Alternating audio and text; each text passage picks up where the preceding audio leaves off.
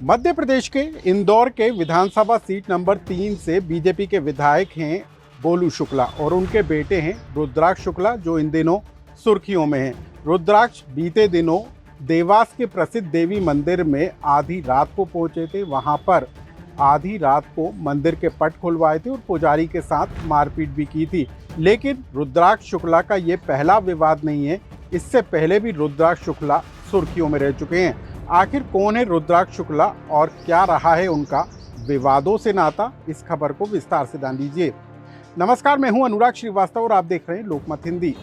इंदौर की विधानसभा seat number 3 से BJP के विधायक हैं गोलू शुक्ला। गोलू शुक्ला के विधायक बनने की कहानी जितनी दिलचस्प है, उतनी ही उनके बेटे के विवादों से घिरने की।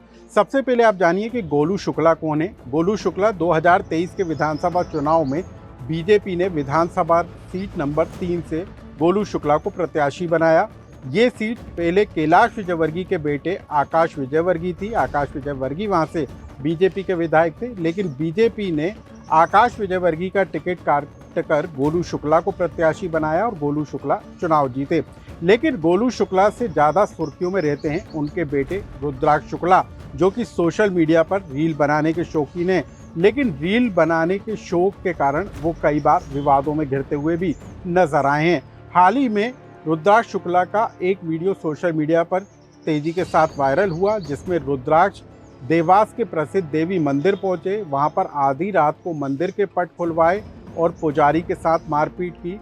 रुद्राक्ष के साथ गाड़ियों का काफिला मंदिर के पहाड़ी तक पहुंचा था और उसमें बत्तियां लगी हुई थी, हूटर लगे थे। और ये पूरा का पूरा मामला जैसे ही तूल पकड़ा तो रुद्राक्ष के साथ ही 7 लोगों पर एफआईआर दर्ज हो गई, 4 गाड़ियों को जब्त कर लिया गया। लेकिन रुद्राक्ष शुक्ला के विवादों के पीछे की कहानी को भी जान लीजिए कि कब कब रुद्राक्ष विवादों में आए और कौन से बड़े विवाद हैं जिसके कारण रुद्राक्ष सुर्खियों में रहे हैं, उसकी भी आप सिलसिलेवार जानकारी ले लीजिए।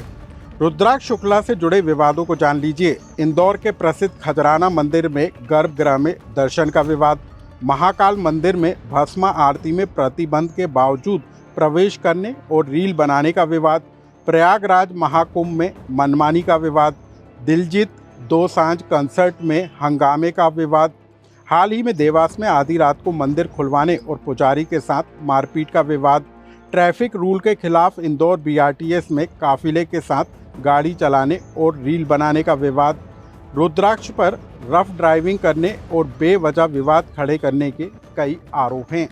रुद्राक्ष से जुड़े कई विवाद हैं, लेकिन इस बार देवास के मंदिर में काफिले के साथ जाना, मंदिर के पुजारी के साथ मारपीट करना रुद्राक्ष पर महंगा पड़ता हुआ नजर आ रहा है, क्योंकि इस पूरे मामले को लेकर पुलिस ने देरी से सही लेकिन मामले में एफआईआर दर्ज की है। रुद्राक्ष समेत 7 लोगों पर एफआईआर दर्ज की गई है।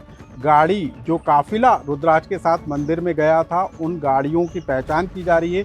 4 गाड़ियों को जब्त कर लिया गया है। हालांकि अभी बताया जा रहा है कि रुद्राक्ष की कार जब्त नहीं हुई है, लेकिन देवास पुलिस इंदौर पहुंची है। जांच की अलग अलग टीमें बनाई गई हैं और कोशिश इस बात को लेकर है कि रुद्राक्ष की उस कार को भी जब्त कर लिया जाए जो वो लेकर काफिले के साथ पहाड़ी पर पहुंचा था।